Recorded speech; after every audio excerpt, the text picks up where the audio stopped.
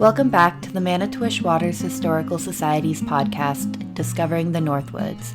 During each episode, we take you on a journey through our local history with the help of primary source documentation. To learn more about this rich history or about the Historical Society, check out our website at mwhistory.org. There you will find blog posts, our YouTube channel, and show notes for the podcast with full transcriptions including photographs and maps.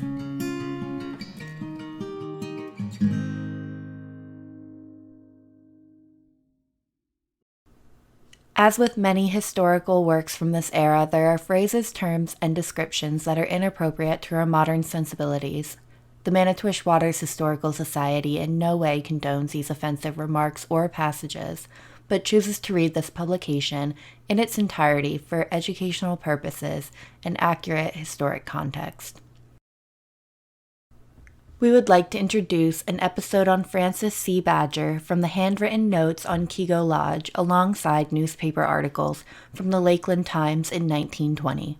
Krans brings this story to life as the narrator on today's episode.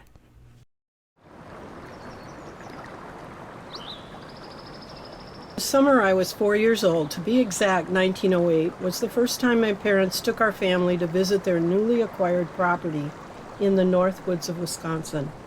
My father had purchased this land with its 12 separate log cabins from the Lakeland estate. Mr. Lakeland had established his own particular Shangri-La in this camp for himself and guests in what was then almost wilderness. Besides the log cabins, there were other unique factors to make the Tamaracks, as it was called then, unique. One particularly enjoyable feature was the pavilion, a most unusual retreat out in the water. It was built on pilings, securely anchored not too far from shore, on pilings filled with good-sized rocks. A platform ran around the central structure, and a sturdy elevated walk with railings led to the shore. The pavilion itself was screened in and open on all sides with a roof, and was a most delightful retreat on a summer afternoon. One could solace oneself in a good book there, listen to the drowsy slappings of the waves, and just be plain lazy and enjoy the ineffable pleasure of being on water without any effort whatsoever. Mr. Lakeland must have been a Sabarite, a voluptuary, who knew how to enjoy life himself and offer his guests a gracious hospitality. The pavilion always had comfortable chairs in which we could relax, and during my parents' time, a chair which they had brought back from Holland on their European trip in 1902. Among the effects discovered when we took over the place were various photographs, one of Mr. Lakeland in a chaise lounge enjoying his pavilion. Near the pavilion, moored at anchor, was the sailboat, a catboat, which couldn't be used much because its mast was too tall to get under the telephone wire which stretched across our end of Big Lake. I do not remember whether the telephone wire was there that first summer, but during our years there, it presented a problem.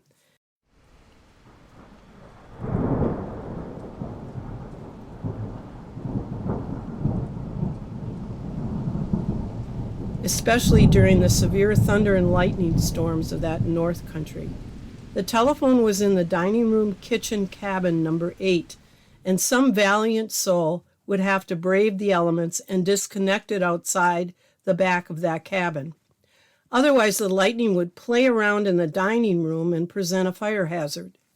This so terrified me as a young child that I was afraid of a telephone and would not answer when my schoolmates later called me at our winter home in Kenilworth, Illinois. The 12 original cabins acquired from the Lakeland estate were identified by the simple device of numbers.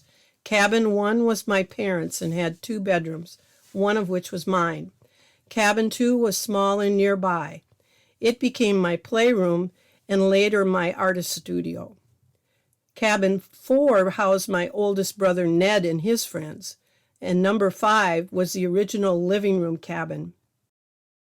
In Mr. Lakeland's ownership, it housed many souvenirs from his around-the-world trips, tent hangings from Egypt, photographs of the celebrities of Europe from that Edwardian period.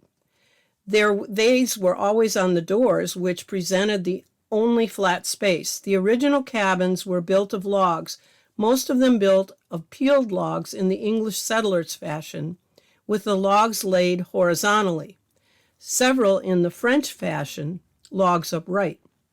These were built of cedar logs with the bark left on. Many years later, our cat, Cy, used to delight in clawing off the cedar bark. Lots of fun for him. My mother soon changed the name of our place from the Tamaracks to Keego. This name she found by doing research at the Kearney Library in Chicago. Keego means fish in the Chippewa Indian language, the Indians of the region, and thus our new summer home became Keego Lodge. The Tamaracks had seemed inadequate to Mother, for there were only 2 of them on the lakeshore, which was rocky, no sandy beaches on Big Lake. The 2 Tamaracks had survived on this rocky shore where they looked scraggly and out of place among the white and Norway pines. That first summer, and until a road from Big Lake to Boulder Junction was put through, we came on the overnight through train from Chicago to a little place called Manitowish. This wasn't much bigger than a whistle stop on the main line of the Chicago and Northwestern Railroad, which ran from Chicago to Ashland. One left the city at 5:00 p.m., and the stops, I remember, were Milwaukee and Wausau. If my father was with us, he always managed to find time to get a bottle of beer for my mother and himself. My mother, being always a good provider, would produce sandwiches and a thermos of coffee to cheer us before we got off at Manitowish in the cold, crisp dawn of a Northwoods early morning. Here, a regular hearty breakfast was served in the Lee Doriot's home. Mr. Doriot was the guide who acted as caretaker of the Lakeland place.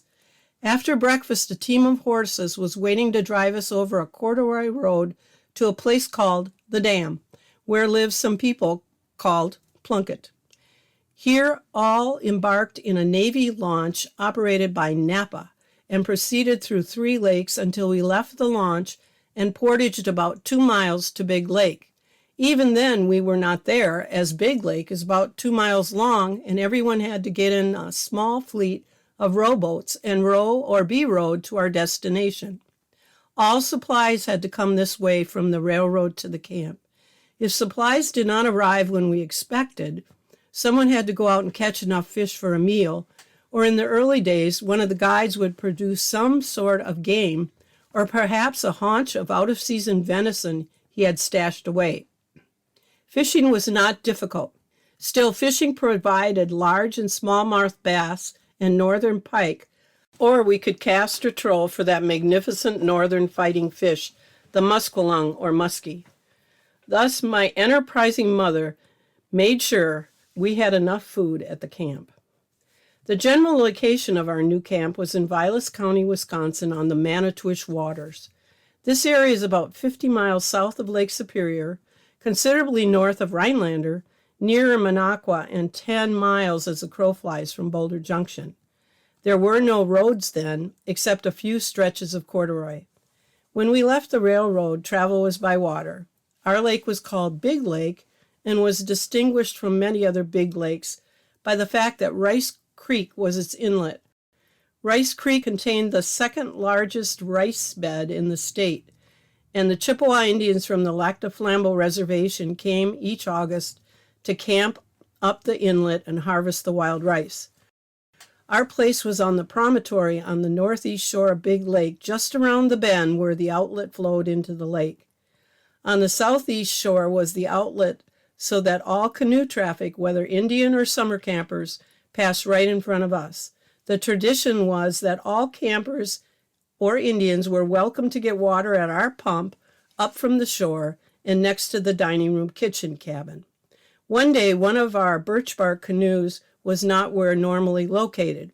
A few days later, it was returned with pounds of fresh gathered wild rice as a thank you for use by an Ojibwe rice gatherer.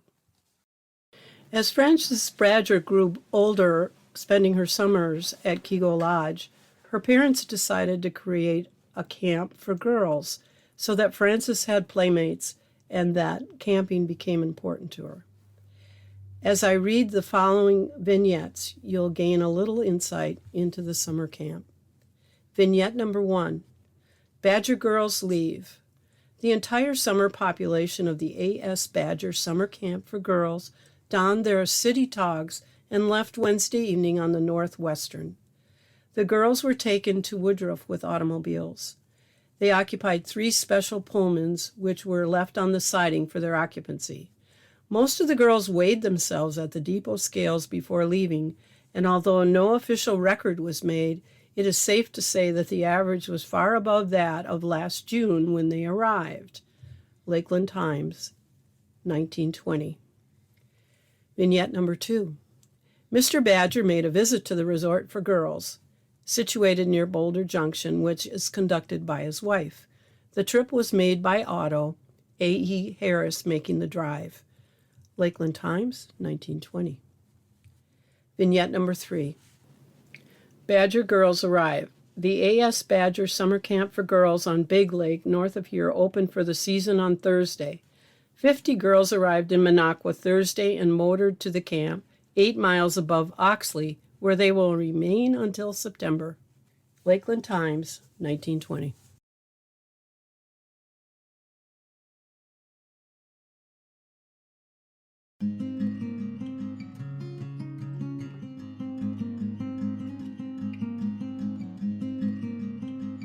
Thank you for listening to this episode of Discovering the Northwoods by the Manitowish Waters Historical Society.